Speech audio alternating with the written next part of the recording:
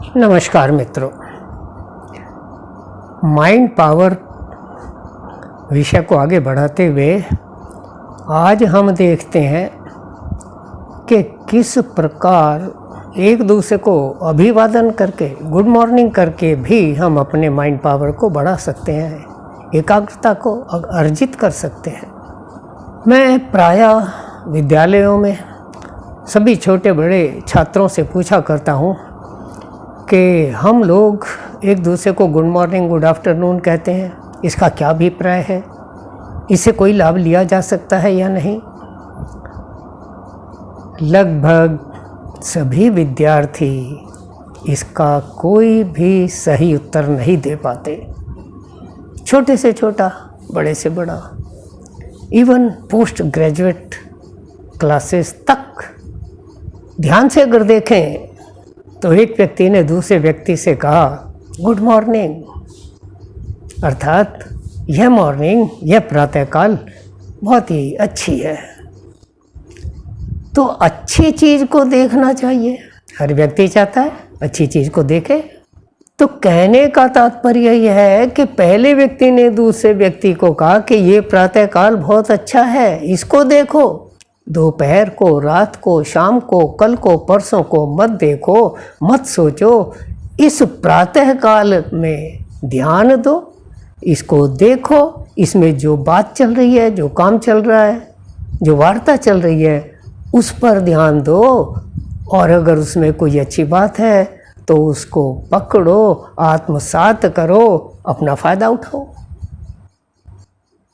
लेकिन हम लोग रूढ़िवादी, सुन करके एक कान से सुना दूसरे से निकाल दिया, उस पर गहराई से नहीं सोचते। गुड मॉर्निंग सुना, गुड मॉर्निंग वापस कह दिया और फिर अपने ख्यालों में खोए रहे। तो ये मॉर्निंग तभी गुड होती है जब हम इस मॉर्निंग में रहना सीखें, और इस मॉर्निंग में तब रहेंगे कि इस मॉर्निंग को ध्यान से देखें। ताज़ी हवा, सूर्य का सुनहरा प्रकाश, शांत वातावरण,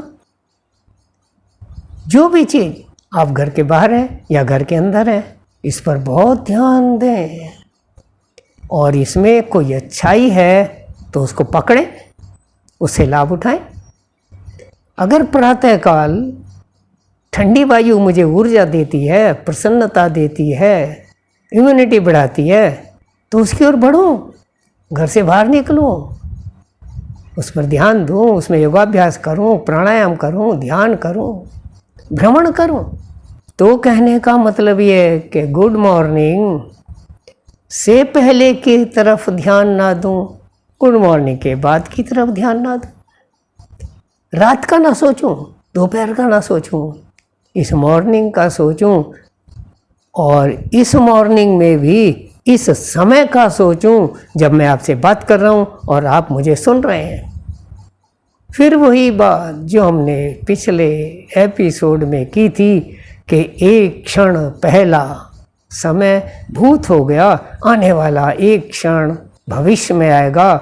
इस क्षण जो सांस आ रही है, जा रही है, नासिका में ठंडी लग रही है, छू रही है, कितनी लंबी है, कितनी अंदर रुकती है, कितनी बाहर रुकती है, उस पर जब मैं ध्यान से देखता हूँ तब मैं वास्तव में प्रेजेंट में आ जाता हूँ, मस्तिष्क भी प्रेजेंट में आ जाता है, तो प्रेजेंस ऑफ माइंड अपने आप बढ़ता है। इस प्रकार कोई भी छात्र जब अपनी सांसों को देखने में सक्षम हो जाता है तो जो अध्यापक बोलता है उसकी एक एक बात से बंध जाता है, सिंक्रोनाइज हो जाता है, हर एक एक बात को माइंड में सेव कर लेता है। मैंने आपसे पहले चर्चा की थी कि माइंड पावर को बढ़ाने के लिए मूल मंत्र है दोनों नासिकाओं का समचलना। क्योंकि जब दोनों नासिकाएं समचलती हैं तो लेफ्ट और राइट ब्रेन में बराबर ऑक्सीजन जाती है, और लेफ्ट और राइट ब्रेन जब बराबर काम करते हैं तो ज्ञान का प्रकाश बराबर होता है। जैसे बल्ब में नेगेटिव पॉजिटिव बराबर जाते हैं तो बल्ब अच्छा प्रकाश देता है, और देर तक प्रकाश देता है, जल्दी फ्यूज नहीं होता। तो आप देखेंगे मात्र 10 मिनट तक अगर आप अपनी सांसों को देखने की आदत डाल लेते हैं तो दोनों नासिकाएं बराबर हो जाती हैं, सुषुम्ना नाड़ी जागृत हो जाती है, अर्थात लेफ्ट और राइट ब्रेन बढ़िया काम करते हैं। तो इस गुड मॉर्निंग से, गुड आफ्टरनून से, गुड इवनिंग से लाभ लीजिए। जब भी कोई व्यक्ति आपको गुड मॉर्निंग गुड आफ्टरनून कहे तो समझ लीजिए वह आपको कह रहा है कि प्रेजेंस ऑफ माइंड क्रिएट करो, आगे पीछे की मत सोचो, टेंशन मत लो, निश्चिंत रहो, आनंदित रहो। यही गुड मॉर्निंग गुड आफ्टरनून कहने का अभिप्राय है। इसी से लाभ लिया जा सकता है, चाहे छात्र हो, चाहे बड़ा हो, चाहे छोटा हो, चाहे बूढ़ा हो। लेकिन अगर एक कान से सुना दूसरे से निकाल दिया, कोई लाभ होने वाला नहीं। तो आज से गुड मॉर्निंग का सही अर्थ समझें और इससे लाभ उठाएं।